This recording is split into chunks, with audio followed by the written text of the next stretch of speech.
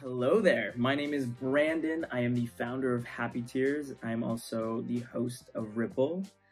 Thank you for taking the bold first move and finding this new project of ours on our YouTube page. Thank you for finding our first episode. This is, in fact, the pilot episode of the Ripple series. I casted about 2 months ago 12 incredible humans right here in Montreal, Canada, who were all ready to step boldly, bravely into vulnerable, authentic, playful, entertaining conversations about life, love, everything in between. And I just can't wait for you to meet all of these people. I have nothing but love, admiration. I'm just so excited that you get to experience them for the first time in the coming weeks. I had the pleasure of hosting and filming 9 episodes up until this point. And you're going to see in the first, even from the pilot to episode 2, you know, we changed locations. We went from a conference room to my personal apartment. We're trying out different microphones. We're trying different filming equipment, you know, iPhones to camcorders to professional cameras, and we're figuring out as we go. So you're gonna see some, you know, some little tweaks, some little adjustments as we go through these upcoming weeks, but it's all in the spirit of learning something new and just leaning into the challenge of it. But what I'm most proud of is the magic of these conversations, and what you're going to find is that's what is the beauty of Ripple, is these humans right here coming together to talk about their lives. And I hope that inspires you to have real and authentic conversations in your communities, with your circle of people, in whichever pockets of the world you might be watching from right now. So yeah, thank you for coming on this ride with us. I'm so excited I think I said that already. I'm just excited for you. So without further ado, I'm gonna be quiet now and let our Ripplers do the talking. So enjoy this very first episode of Ripple. But this body is used for, correct. Not my fight, I'm your friend. It's supposed to be your fight as well. I was like, oh, you're Jewish. I'm not gonna name that person, but gaslighting. Yeah, when you can't change yourself, change your apartment.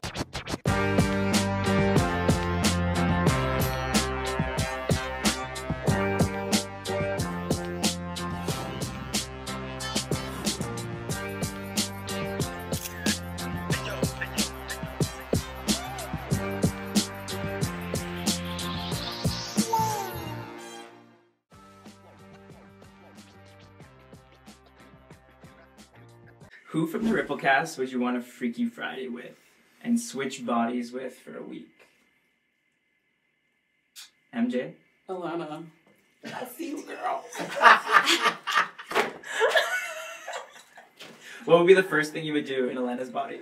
What? No. Keep it rated like PG-13. Okay. Flirt with all the men in the city. Oh. I'd be doing that. Oh my god. This is what this body is used for, correct. That's your day-to-day activity. But no, Alanna. I approve. Like, She's like girl crush. Full consent. Wow. Oh. Leïla, you're up. I would say you. Oh. Yeah. Because I feel like we relate, and I would be curious to see how we complement each other. Yeah. Aww. And I would be curious to see how I can flirt with gay men as well. Ooh. Because I relate to gay men more than heterosexual men. Oh, yeah. So, Okay. yeah. We're good. Yeah, That's why, Alanna, I'm sorry, but that's a kid. That's unfortunately not a gay man. I know. That's what I was honestly gonna say. I'm like, I would switch with any of the gay men. No offense to the gay. Oh. But No, I think it'd be so cool, one, to just be in a male body, Yeah. but also like to experience what it's like as a man, like men. Also, specifically, I mean, you both have good voices. I would love to know what it's like to sing. I would love to know that, yeah. Because I don't sound like that. So if I was in Freaky Friday, I'd be singing in the streets, singing in the streets of the village. Yeah, karaoke every night for the 7 days. Yeah, that's what I would be living. Did have someone else in mind. Nope. Not part of the cast, but I found out today, actually. Right there. Hello. Mr. Producer. Yeah. But I won't go into details, though. Oh my god. I love Nico, shout out! I wouldn't No freaky. want to switch. No? Freaky Friday for you? I don't know. I feel like I had a lot of like self-not-love things when I was younger, and I feel like I'm in a really good place, and I like love myself as I am right now. So like I'm like me. Yeah. I love that. Share an experience from recent memory that made you feel the most alive. Wow. Felt most alive. Alanna, I think you're ready. I'm good. You ready? Go ahead. Yeah, so I recently went to South Africa and I went to Cape Town. And one of my dreams has always been, it's like this is probably so many young girls' dreams, but I used to have like so many elephants in my room. And so seeing them in person was always a dream of mine. But it wasn't just that, it was the fact that this was my first ever sober trip. Oh. Yeah, so doing that, waking up at 6 a.m., being fully present to get to see all these animals in real life and just like understand, like you're not seeing them through a screen, like they're really right there. I was like, oh my god, I am on this planet and I am with these animals and we are all being, it was an insane experience. You talked about it's your first like sober trip. What was it like going there and like experiencing that for the first time? It was really finally feeling present and like just like a lot calmer. I'm not a calm person. Sober, I'm still not calm. But I could just like be like nothing, like I wasn't like seeking anything out. It was just like I was letting the days happen as they would.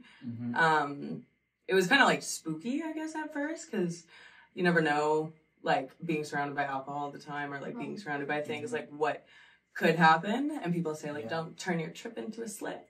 But I didn't. And honestly, I was like, yeah, being able to go hiking at 4 a.m. You don't do that when you drink the night before. Like, you do not do that. Yeah. So it was just like, it was just, you feel, like every day in sobriety, I feel more present. So it like grounded. Thank you. In like North American culture, it's like everything, every vacation's like kind of centered around alcohol. It's like going out, drinking, all inclusive. Like, it's like And then when you come back, you need a vacation from your vacation. Like, and you're like, this is unhealthy for like a week. No. Yeah. IV drips, like. Oh my. Does anyone else have a recent memory that made them feel most alive? You want to go? I do, actually. I don't have an exact experience, but I do feel my most alive on stage when I'm singing, dancing, or acting. Yeah. That's all. Come see you do it. Yeah, so I actually have my show coming up July 5th. So. I had a thought lately, like I wake up really early. I wake up at around 5 in the morning. And this is my favorite moment because in the morning I am no one yet. I'm not mother. Not yet. I'm not a mother. But at 6 a.m. At 6 a.m. Maybe. Transition into 6 a.m. Surprise! This is my secret, Brenda. No, I'm no daughter, I'm no sister, I'm no employee and things like that. So I'm just existing, and I love that.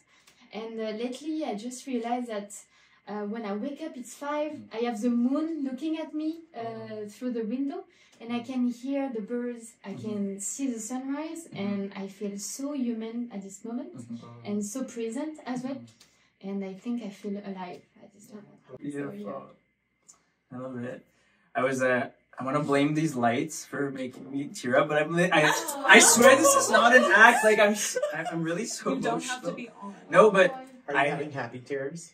they are. No, but I was being present as I can be to listen to like all of you. But as you were going around, it made me think of like I felt most alive when we met for the picnic, like about a week ago, and like just like meeting like the cast for the first time who showed up and just having conversations like this, where I was just like it just really recentered me on like why I started entrepreneurship in the first place and like why I got into this, and it's like that human connection, and I really believe in the universe and listening to those little nudges. So yeah, it's just really special. Describe the neighborhood you live in one word. One. Just to be clear. No. Copinage. One word. Culture. Never heard that before. Did you say multicultural? Multicultural. Actually, I'll go with multicultural. So I live in the village. So my word is fierté. I live in Rosemont, and I would say family. And I live in Griffintown, so Toronto. Yeah, we get rich. Fake water fountain. Is that fake water fountain? Fake robinet. Fake Fake- plants.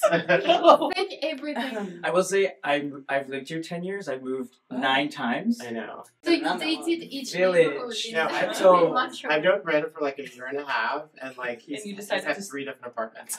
Wow. Yeah, commitment. Yeah, do When you you- have something to share maybe? Wait. Brandon? Yeah, when you can't change yourself, change your apartment. There was this one that I swear was I know like what you're gonna say. I know. It looked like you could film like an OnlyFans porn video in there. They had like an outdoor shower inside I wish I the could like apartment, that. and there was a jacuzzi In the apartment. in your living room. Yeah, In the living room? A jacuzzi. It just made Where no was sense. this? Yeah, so it was very fun. Yeah. So I've done all sides of Montreal, and then it got to a point where I said, I just want a clean white box. Could you be in a relationship with someone who supports a different political party than you? Simple answer, no.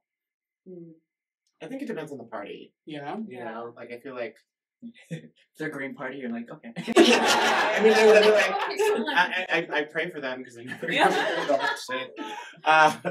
but no, I think it depends on the party. Like, I definitely think it's okay to have a difference in opinion, but if they really supported, you know, something that like if they're working against their own need or themselves, I feel like probably not. Like, I draw the line on, like, does your party believe that, you know, trans people exist? Or, like, you know, it'd be a hard one to swallow. Don't care how high you are. Yeah, I'm with you. My first, I was like, oh my god, is the bar really low for me? Because I'm like, I will date them if they vote. Like, as long as they vote, Yeah. you know? But I'm like, honestly, it is something that I think about because I know a lot of people who don't vote. And, like, to me, like, exercising that right is important. But I'm with you on, like, really depends on the party. Because I love an intellectual debate. And I don't believe that you need to be exactly like your partner. Yeah. But there's also, you know, things can only go so far. These debates, like, some debates can make you not like someone, right? Yeah. So I'm with you on that. I think I actually have ended things with someone kind of, or like I let it fade out. Yeah, as you do.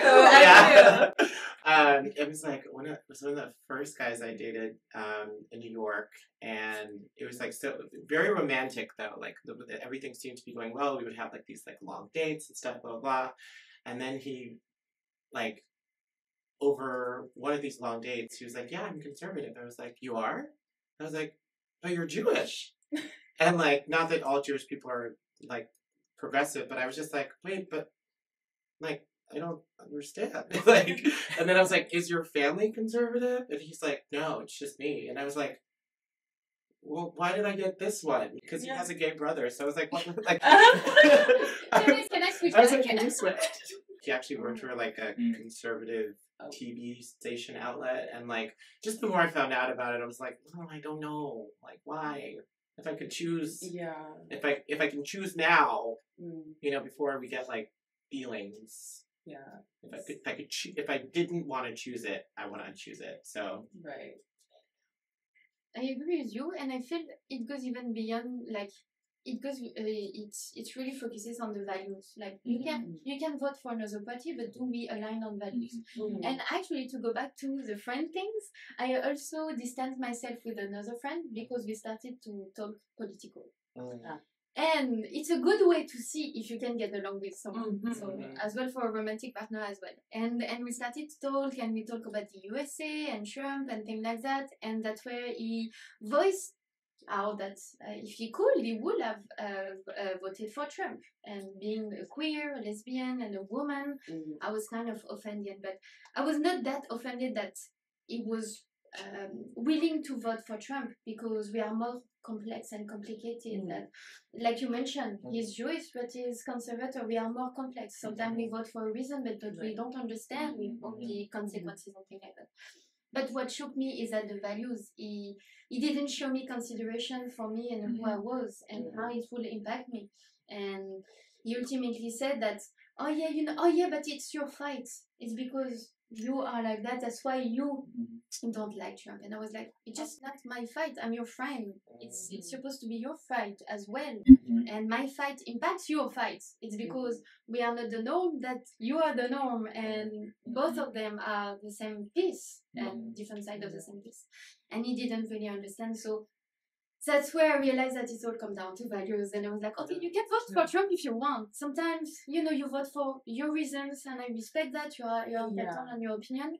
But we need to align on why I need to understand and relate. Why do you vote for Trump? Because of other person, I don't want to make it this political. And people vote for their own reason, and we have to respect that. But we have to understand and relate and be considerate. So. I think we have to respect that people have their own opinion, but doesn't mean we need to date those people. Exactly. You can still be friends with someone. Exactly. Like that's what I mean. Like when you're dating someone, you're like letting them into the most intimate part of your life. Or one of the most intimate parts of your life. So I feel like there's like you have to have standards. Exactly. Yeah. And just know what you want and know what you want online. I think when I hear what you're saying about this friend and why you had to break up is because you couldn't quite get to that spot where he was looking at you and saw you for who you were. Because you're like, I acknowledge that you have a difference of opinion, and that's okay, but you don't quite see how this affects me. And like you said, it should be my fight. It should be your fight too. Exactly. And I don't expect the other person to do specific action, but at least acknowledge how it affects and how their words affect. So maybe how their vote affects you. But I agree with you that if it's too distant, it's kind of difficult to date the person because you're sharing yourself, your most intimate self, and your values. And so it's important to align if you want to be compatible with this person. You can feel if they're curious too about it. Like if they show curiosity, like, okay, well, like help me understand. But if they don't show you that, you're like, okay, like you're set in your they're just decided. And because a lot of time it's just it's just a matter of ignorance. Right. And you don't have this mental charge to educate people and things like that. But if they are curious and they are willing to understand you, that's showing the good values that okay, I can relate to it. Now we can find a common ground. There's always a common ground to find. So maybe not always. What is a bad quality in a therapist? When they let you get away with your bullshit.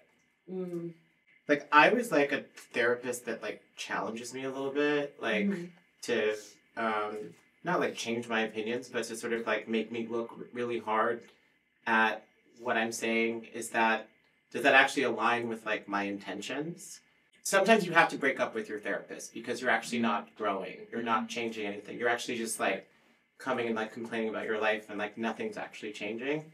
And I definitely felt that way with my last one. He was really great at the beginning, but I realized that I was just like telling him like how I wanted the life to be, but like my life at the time wasn't really matching my intentions.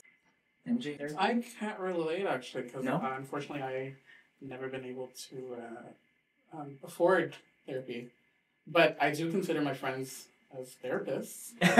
Totally. What was the question again? Yeah, can you say? Yes. A please. bad trait. What do you consider a bad quality in a therapist? Gaslighting. Oh, that was so. And that's honest. We're gonna help you find it. Okay, so which friend is I this don't gaslighting? know that. The one probably that they need to break up. I'm not gonna name that person, but gaslighting. Yeah. Yeah. I hope a therapist never gaslights. Yeah. Like crazy behavior. I'm sure it happens. So wild. So wild. Leïla, how about you? But I agree with that. I agree. I love my therapist. Just a disclaimer. She's on a maternity leave, and I just. So crazy that we're Why going do through you that. have Yeah. children? Like, I need therapy, please. I need you in my life. No, she's wonderful. Just a disclaimer. But just being honest, and I think my therapist is doing really well. Like, I can gaslight myself pretty easily by trying to understand each point of view and making myself in the shoes of the other person. I'm like, yeah, but I understand, and I would feel that way too. But this regarding my own feeling in the process, so that's why I'm trying to work that out. And I love that she was able to say, no, but Leïla, hear yourself, and now try to understand your own point of view. So just be honest and confront me as well. And I'm sorry, I'm talking about quality, not bad quality. So a bad quality, on the contrary, would be just taking what is said as a pour acquis with my good French. Voilà.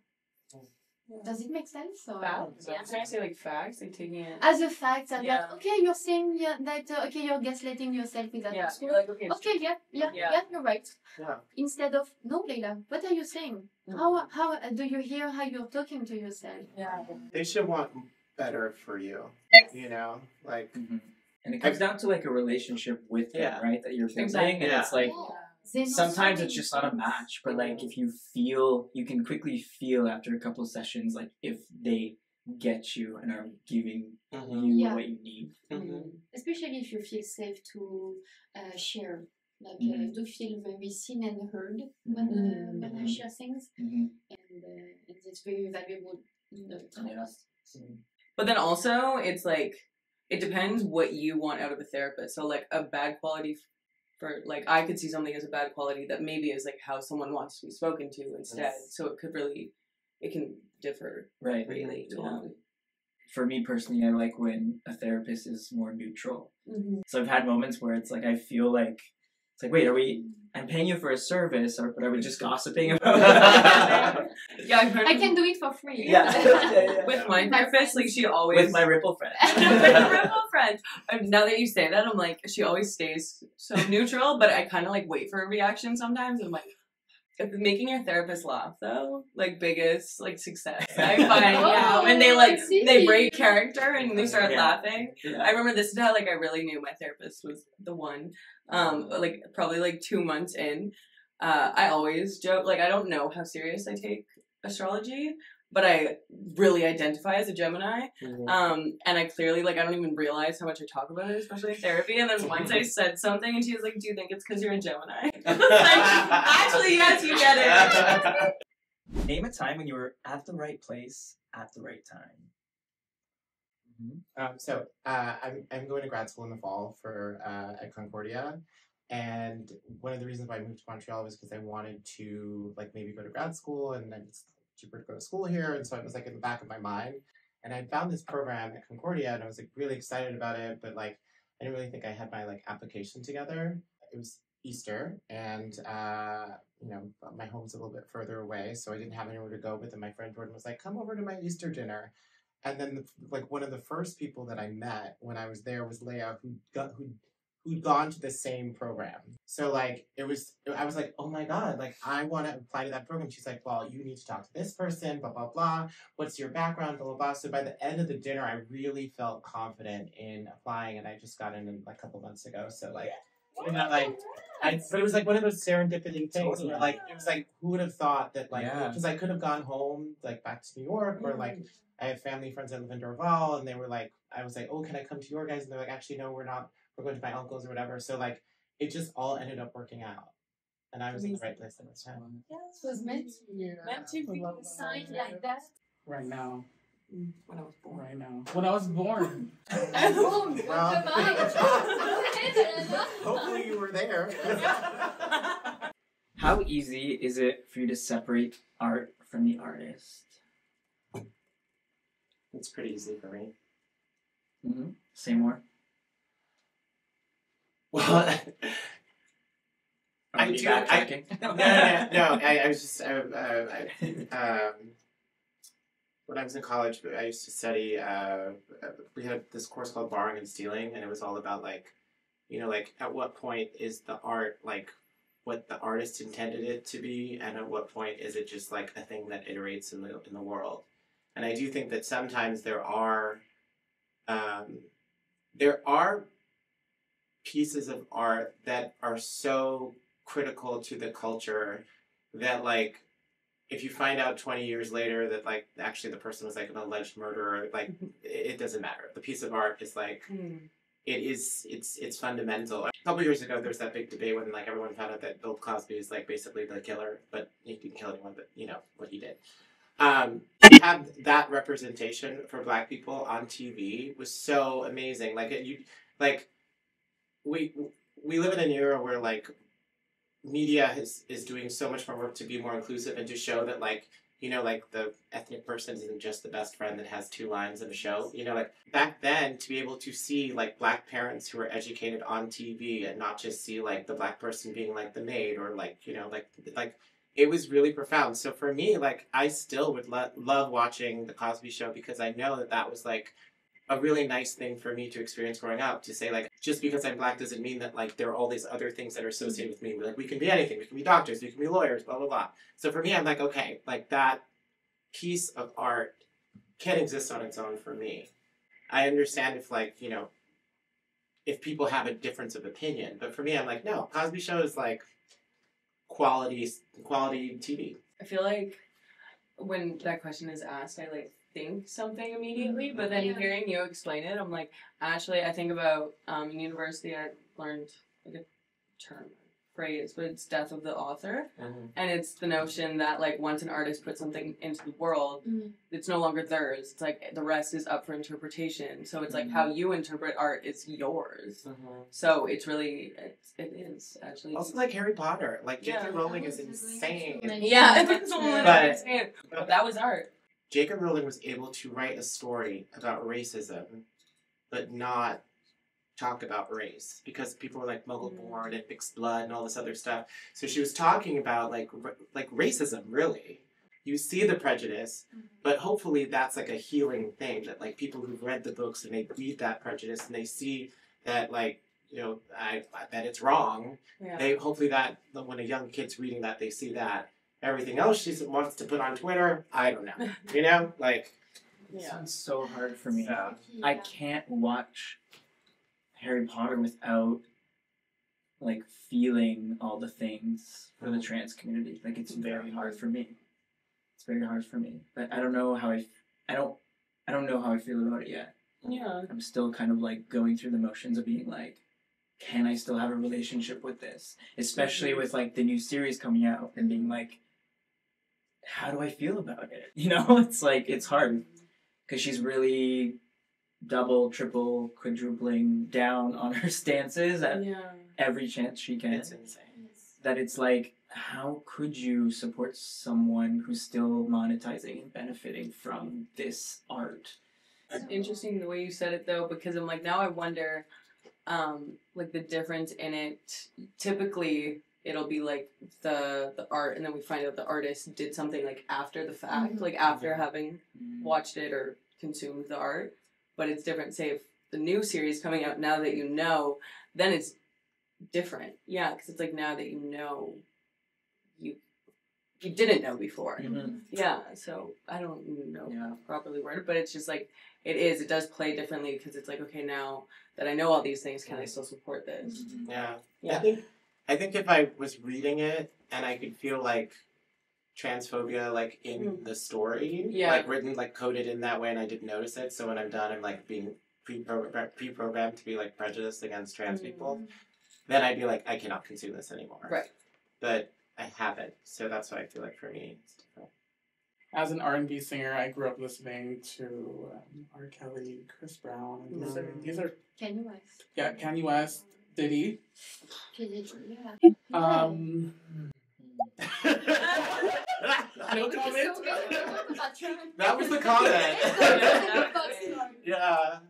But no, I kind of agree with you. Like, is it really possible to distance the art with the artist without endorsing? Like, is it possible for an artist to be deprived of their rights, of their own rights from the art, if we get to understand what they did or they did something wrong? So, and it's kind of difficult to hear like P. Diddy songs right now or things like that. So, it's a tricky. It's tough. It's kind of tricky.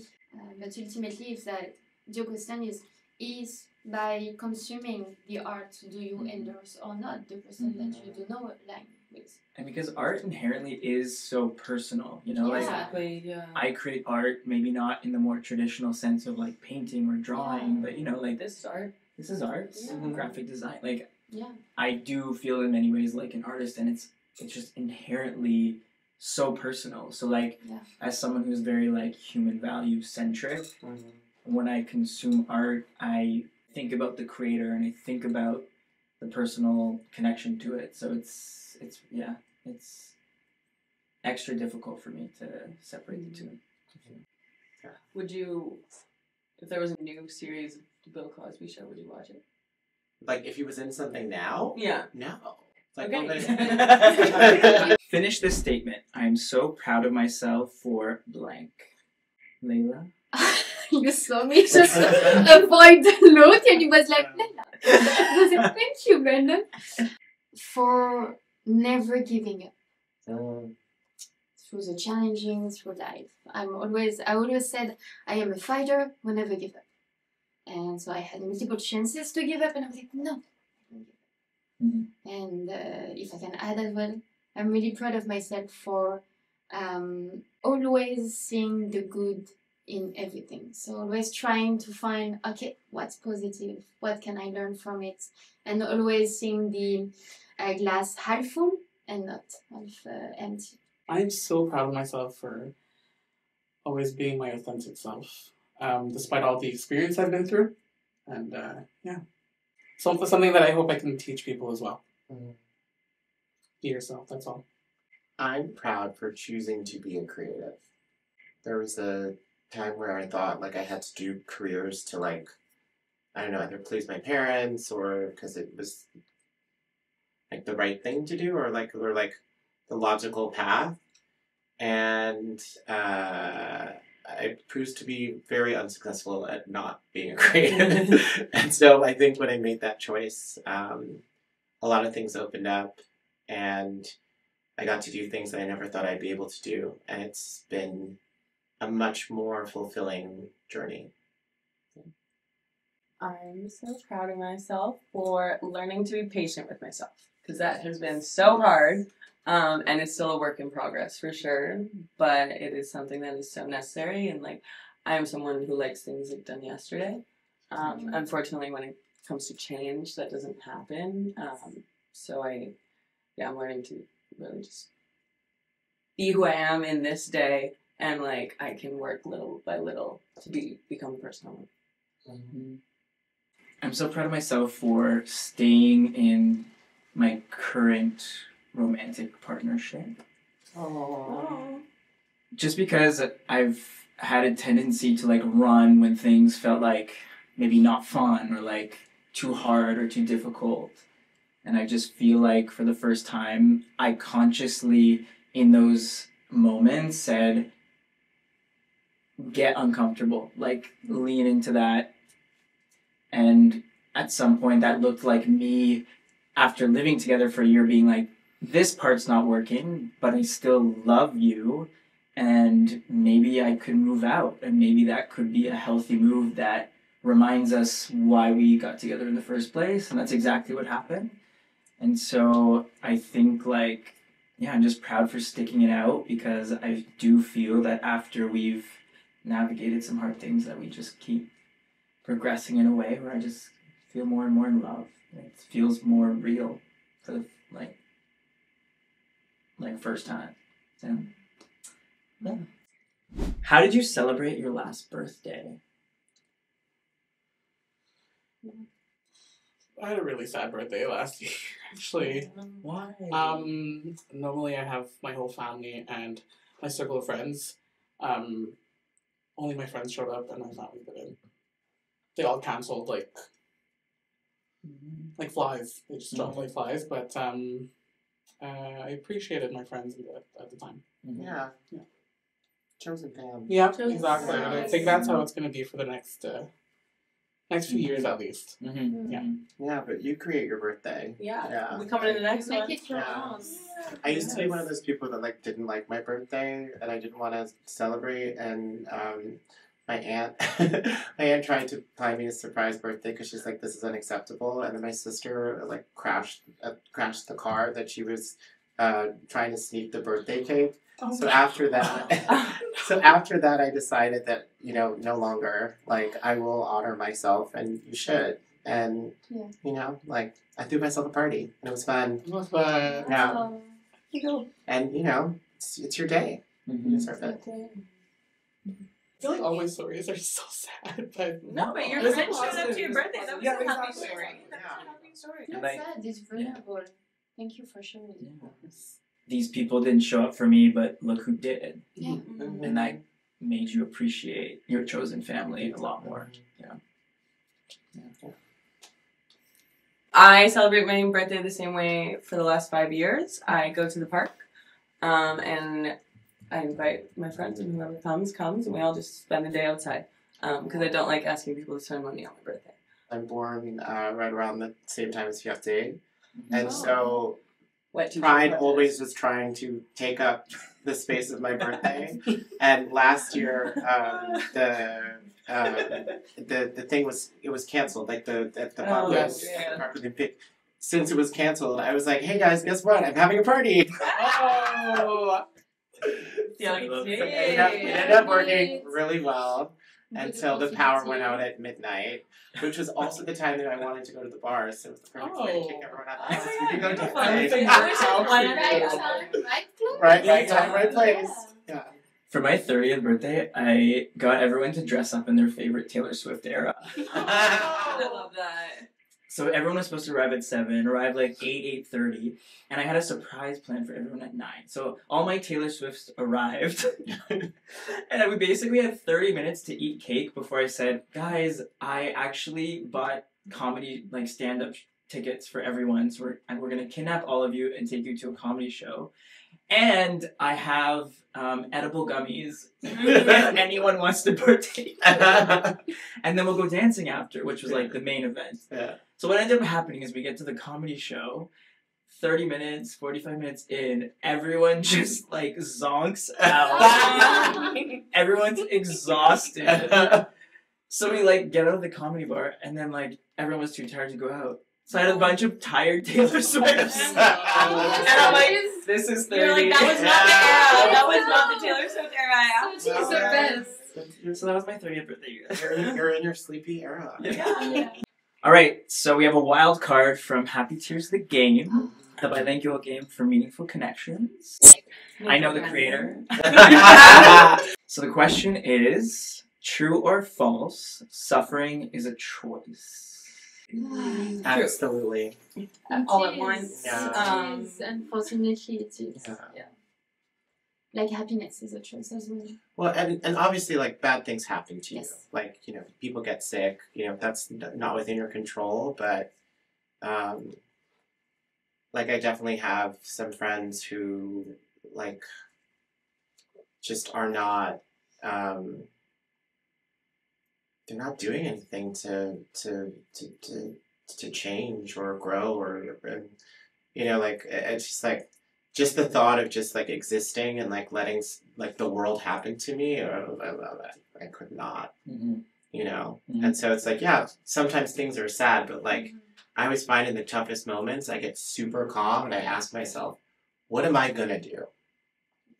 You know, because and even if it's bad and I'm sad and I'm crying or something like that, but what can I actively do in the situation to have agency? because that's the only thing that no one can take away. But it's the only thing that can never be taken away from you. You give up your agency by accepting something as like the only way or the only way to process it. We are in control of our own life, and life doesn't happen to us, it happens for us. And so there is always something to learn for. Everything is a question of perception. It's how you are going to choose to perceive the situation on your life and how you want to act on it. So suffering is a choice, but happiness is a choice too. So if you want to choose happiness and work for it. It's not easy at all, but you can do it. Just a work in progress. An emotion lasts 90 seconds, only 90 seconds, and we are the one entertaining the suffering. So when you kind of understand that, you're like, oh, 90 seconds, is that pretty short, you know? Okay, I can work for it for 90 seconds. Okay, so now let's be happy. And even if you fake it at first. But you're right. I agree. You fake it Fake it till you make it. And it's not faking it, it's just faking to your conscious, but you're not faking it to your unconscious. If does that make lost Brendan and Alanna? No. I think you're right. No, thank you. You are. No, but you're right because you're faking it to your conscious, but you're not faking to your unconscious. You're teaching your unconscious to being happy. Like, okay, positive affirmation. It's not magic. It's science. Okay. Yeah, that was. Yeah. But, like earlier, we were talking about like relationships and growing with like friends, and it just reminded me of like I was seeing this guy a couple weeks ago, and everything seemed like it was going like really great. Like, you know, so romantic dates. We went to like a museum, like walking around. We were talking about like all the things we wanted to do in the summer, and like I was like, I really want to go to like every outdoor festival that I can. And he's like, oh my god, that sounds so great. And it was like, you know, everything felt like it was going well. And I tend to like fall very hard, especially at the beginning when I'm seeing someone new. And then all of a sudden, like, he was just too busy. And I was like really suffering in the in the realization that I was like, something's off. Like, I don't understand. Why are you so busy? Like, why don't you want to spend more time with me as we're starting this, you know, potential relationship? And I was miserable, and I kept like, I started talking to my friends about it, and then I stopped talking about it because I didn't want to like break what I thought we were gonna have this summer or whatever, if it was gonna go longer. And I was talking with one of my friends, and he's like, "Yeah, but like, what's your agreement? Like, have you had a DTR, define the relationship conversation? Like, what have you agreed to like offer each other?" And I was like, "Well, we haven't done that yet because I haven't seen him, and he's too busy." And he's like, "Well, you have to like, you can either, you know, sit here and do whatever you're doing, or like you can ask him for something, and you know, whatever you get is what you get." And I did, and then he was like, "I really want to prioritize my friends right now." And so I was like, "Oh." And he was like, "I want to be in your life, but in a different way." And I was like, "Oh, I guess it's over." And I was so sad that day. I went to karaoke and I didn't even sing because I was like, my feelings. Yeah.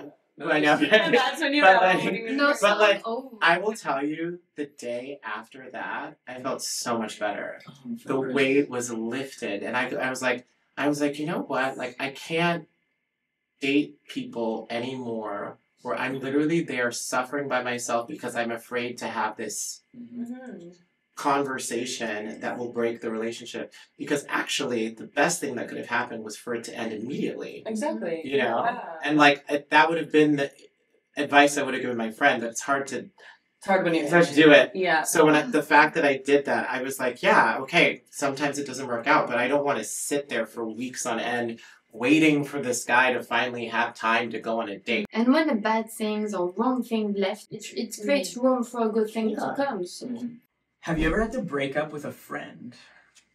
Oh, yes, recently. Time to trauma dump. Who wants to start? Yeah, I had to do it recently Oh, wow. because one of my intentions for this year was to have more focus on my boundaries and self-respect, and be sure to surround myself with the person that will uplift me and make me feel good. And then I realized that some of my friends, we did not align by reflecting on what were my values.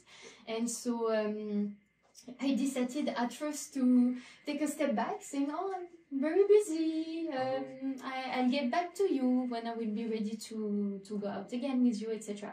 And then I decided to send a message to say, hi. It was a really weird message to write because it was the first time I was breaking with someone. No romantic, you know? And I was like, how do I say that? So, of course, I sent a message to my best friend and was like, help me, please. And so, how do I say that? So, I was like, hi. Trying to tone it down, you know, because, hey, I'm breaking up with you. But I was like, hey, I hope you are doing well. You know, I had a very transformative year. A lot of things happened. And I do feel that right now we do not align anymore in our lives. So I wish you well, and I'm sure we will see each other from time to time.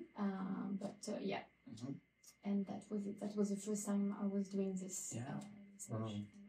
How did it feel to do that? Like when you sent that message? It felt very good. It felt surprisingly easy.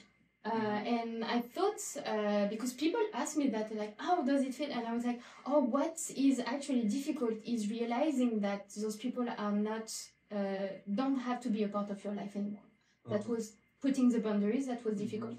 But actually writing the messages, sending it was quite easy. And now I have a template. Can you see that? Because she'll send it to us. Yeah, no. You have another template. But no, and I realize the more I get older that I will need to do that again in my life. I will meet new people that I don't align with, and I need to know what to say because people want to see me. I want to see people. I will get rejected as well, so I need to get used to it. So no, it was actually really easy, but pretty weird to do. Not used to see it, even on the TV shows or things like that. You're not used to breaking up with friends or people you know. So yeah.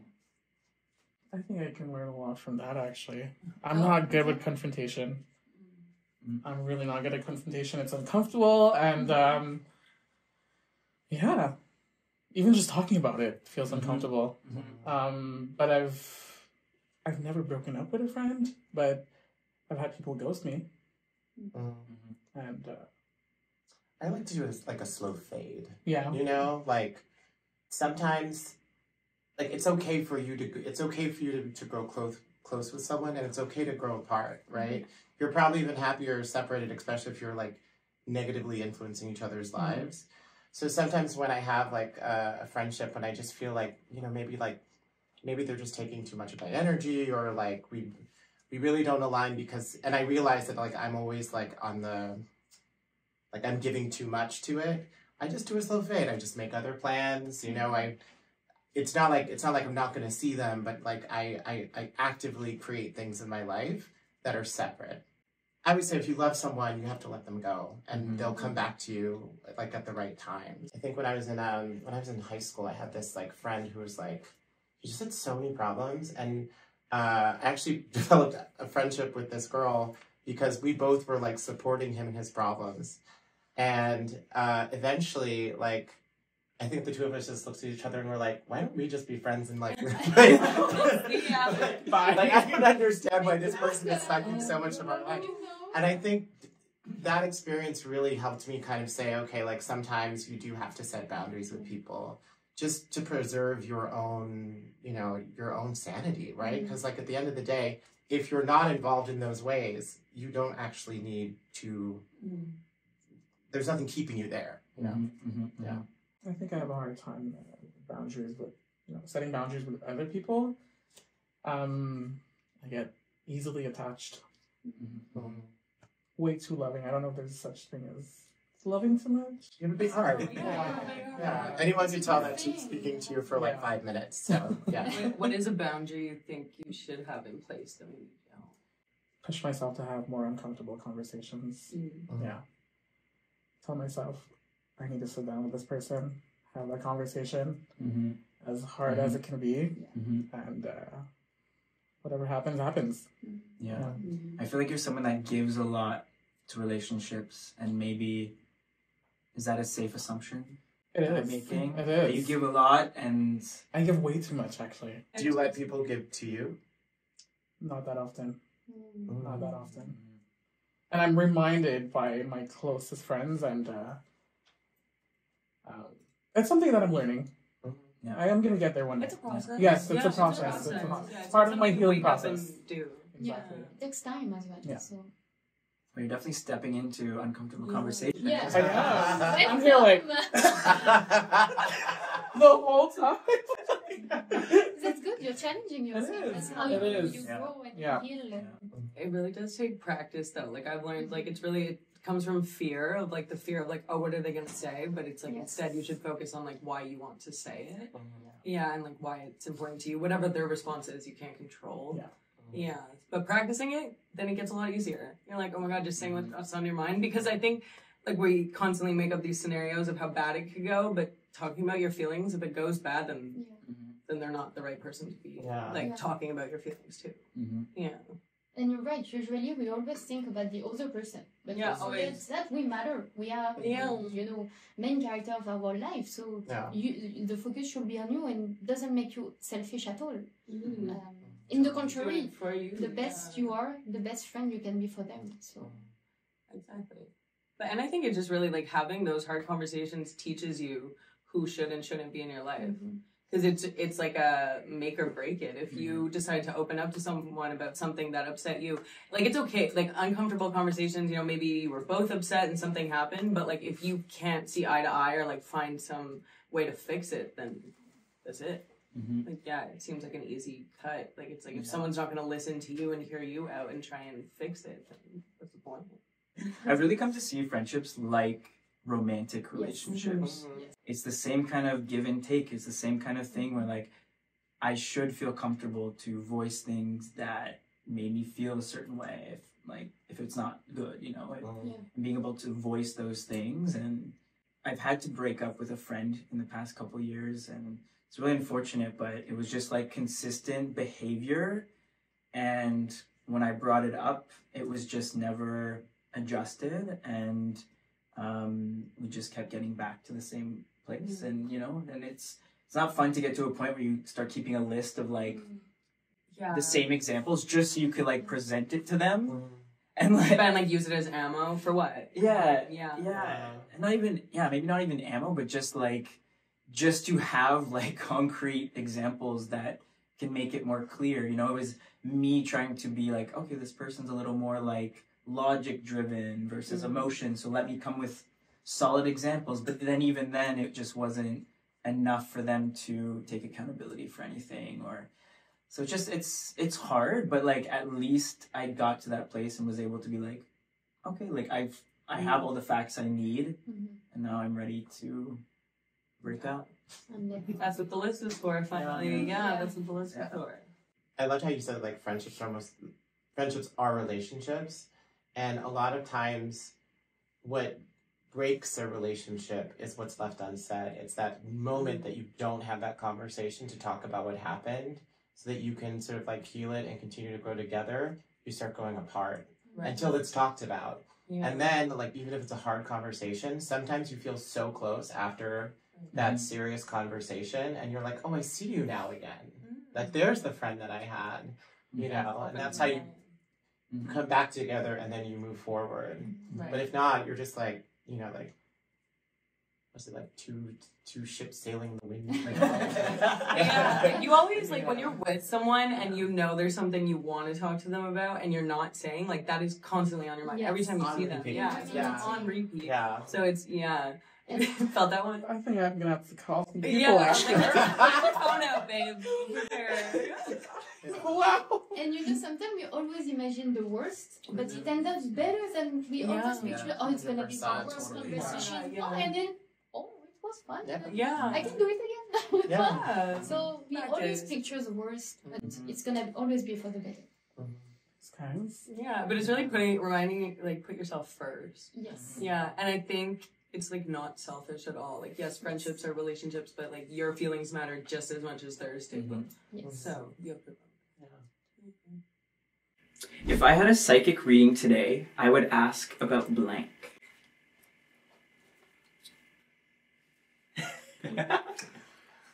MJ. Future relationship. I know, me too. I'd be like, where is he? When is it happening? Right? Tell me. What does he look like? Where should I go right this day for the meet cute? Would you like when is to it going know? down? I would love to know, actually. Yeah. Like, right now. I want to cuddle all summer. Where is this guy? I'm in the slutty summer inspired. Yeah.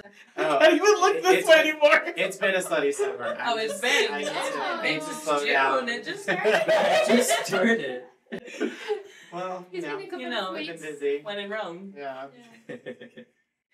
How many professions have you had so far? Alanna. Retail first. Then I worked for a Center for Research on Religion, so I guess research would be the one. And then I worked with kids. And then so then I was a writer / journalist. And now I work in 4 different professions at once. So a lot. You bet. Wow. Work. I feel like it's a common theme now. Like, we're all, Yeah. like, you know, multi-faceted. The Yeah. paths aren't as straight. They're more varied now. Yeah. Yeah. So. Like, careers used to be, like, Definitely. built on Yes. one thing. Yeah, and Become you're an like stuck expert with at that one exactly. thing. Yeah. Now it's like, I mean, I would still like to, like, if I could just find one thing to focus on, but I'm such a scatterbrain that, like, and I want to do everything all the time, and I'm so curious about everything. Like, it sounds cool to just like one thing and know that's what you want to do, and then do it. But instead, I'm like, well, on Tuesday, I want to do this, but Wednesday, yeah. What would you like to focus on if you had to choose? If I had to choose, I think I'd be a psychologist. oh, Exactly. Yeah. Also, I would love to be a teacher, but, like, for the developed mind. Yeah. Yeah, I like when the Children brain. can be terrible. I had to learn that the hard way. Yeah. Yeah. Oh my god, this could be crazy. Once working with kids, a kid came up to me and I wasn't wearing makeup that day because I was crying because I went through a breakup the night before, and they came up to me and they were like, why do you look so different than yesterday? What happened? It's like, Kids can be shady. it's so shady. It's so shady. I was like, okay. I love Thank kids. you. Thank you. for And like, everything. not to mention, this is like, I worked with them from 6 to 8 a.m. So like, this is how my day started. Well, I think the funny thing that I realized from working at a charter school was that, like, I was like, I don't really love other people's children that much. Do you want kids? Yeah, but like, they'd be mine, and And one of the we try to do it better. Yeah. But other people's I kids, can do it better. I don't have time. I don't have time That's for fair. it. What is your relationship with the word cool? That's cool. Yeah. Yeah. It's not cool in this room. Yeah. Oh, you mean like also like being cool, like being a Yeah. cool person? Oh, okay. I don't know. I feel like to a certain degree, being cool, it doesn't matter as much as you get older because you just kind of are what you are. I feel like maybe like when you're younger, you're like, I want to be cool. But like, I think the coolest thing is being with someone else who you think is cool, and the two of you just having the time of your lives, you know, whether or not people know it. Remember the other day where we were like out at Bar and R? No, like we were just having like so much fun that like people around us were like, "Oh, we like your energy," and I feel like that's cool. You know, like that's cooler than cool. Authenticity. That's so funny because sorry, did I interrupt you? No, that was it. Okay. You can go ahead. Yeah. No, that's so funny because I was with my 2 best friends a couple of weeks ago at the restaurant for the birthday of one of my best friend, and we were having the time of our life, and la serveuse the waitress, Yeah, the waitress, yeah. thank you, came to us and just say, "Oh my God, you have a wonderful energy. I love your energy, guys." And I show that we just thought that, oh my God, it shows how cool we are. We're just aligned. We're just like having the best time. Yeah, but just for yourselves, not for And the just team. exactly. Yeah. I think being cool is being yourself and just enjoying the other self of others. You know, just like we're cool. Yeah. And I love it. Yeah. I think you're cool. Yeah. Very cool answer. Thank you. My friend blank does not get enough credit for blank. My friend Maria doesn't get credit enough for her support in my sobriety, because although she does not have the addiction issues I have, I've been 7 months sober and she has not drank in 7 months. So I'm like, yeah. So supportive queen, and I know like she does it for other reasons, but I also know she does it for me. So I'm really grateful. Wow. Yeah. That's really cool. Yeah. So love you, Maria. My best friend Anna, hi, doesn't get enough credit for her loyalty and her beautiful human being that she is, like so considering and mindful, and she saw me through many states and relationship and things like that. It's been 7 years that we've known each other. And I just remember once in my last relationship, it was going really badly. And I was telling her, oh, you know, I'm trying to fix it. You know, we're supposed to be on the same boat. And I think that she wants to go there and I want to go there. But I'm trying first to go together. I don't understand. I love her so much and things like that. And she just simply looked at me. She took my hand and she said, I am in the same boat than you. And I was like, oh, wow. Okay, I don't need my romantic relationship. I just need you.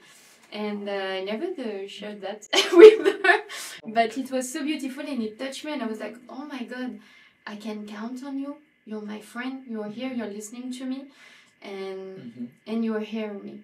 And so I felt really seen in that moment, and it just touched me at this moment. And I didn't share it with her, but she will see it. So thank you, Anna. And so I didn't get the credit for that. So, yeah. She's a really beautiful person.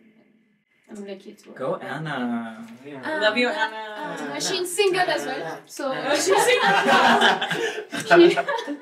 just to put that out there. But, My friend Brandon doesn't get enough credit for reminding people to be intentional and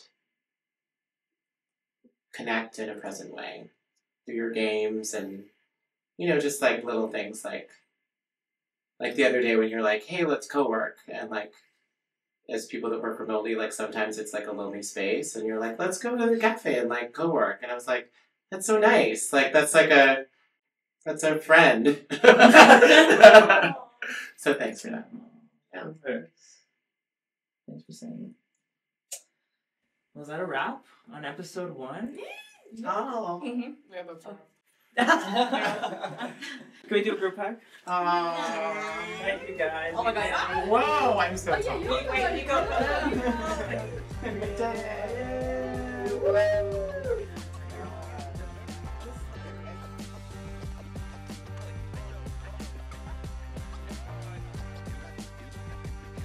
Two, three, go.